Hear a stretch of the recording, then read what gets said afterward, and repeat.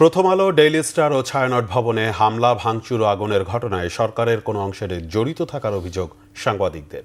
এ হামলাকে গণমাধ্যমের উপর আক্রমণ ও কালো দিন হিসেবে দেখছেন সংশ্লিষ্টরা। তথ্য উপদেষ্টা সৈয়দা রিজওয়ানা হাসান বলেছেন, আগুন যারা লাগায় তারা অভিন্ন প্রতিপক্ষ। সম্প্রচার কমিশন অধ্যাদেশ ১.৫ মাসের মধ্যে পাশের আশ্বাস দিয়েছেন তিনি।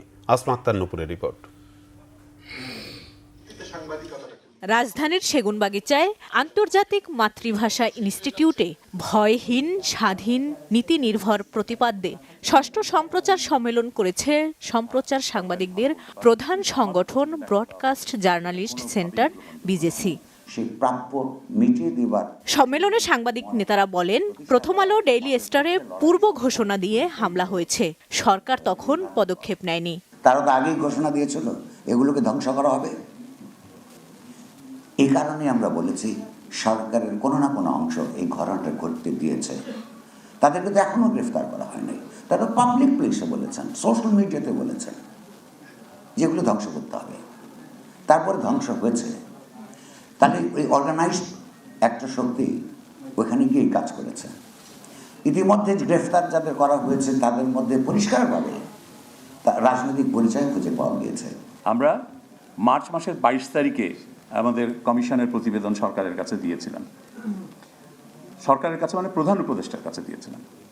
প্রধান উপদেষ্টা তখন আমাদেরকে বলেছিলেন যে এর মধ্যে থেকে আশু বাস্তবায়নযোগ্য যে হলো সেটার একটা আলাদা তালিকা করে দেন, তাহলে আমরা সেটা অচিরেই বাস্তবায়নের পদক্ষেপ নেব।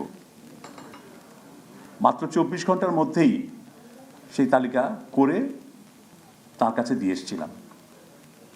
তিনি সেটা বাস্তবায়নের জন্য কয়েকবার নির্দেশ দিয়েছেন বলে শুনেছি, কিন্তু কিছুই হয়নি। গণমাধ্যমের ওপর হামলা কিছু মহল তাদের কুক্ষিগত স্বার্থের জন্য করে, এমন মন্তব্য করেছেন তথ্য উপদেষ্টা সৈয়দা রিজওয়ানা হাসান। এই যারা আগুনটা দিয়েছে তারা আমাদের আসলে কমন প্রতিপক্ষ। আপনার যদি কারো মতামত পছন্দ না হয়, আপনি ভিন্ন মতের একটা পত্রিকা খোলেন, আপনার পত্রিকাকে আপনি জনপ্রিয় করে তোলেন। আপনি সেটা না করে যে পত্রিকাতে একটা আগুন লাগিয়ে দিবেন আর মনে করবেন আপনার সমস্যার সমাধান হয়ে গেল, এটা তো হতে পারে না। সম্মেলনে সাংবাদিকতার নীতি উন্নয়ন, সাংবাদিকদের কল্যাণ ও নিরাপত্তার বিষয় নিয়ে আলোচনা করেন গণমাধ্যম কর্মীরা। বাংলাদেশের কথা বলতে চাই। আসমা আক্তার নুপুর, বাংলা ভিশন, ঢাকা।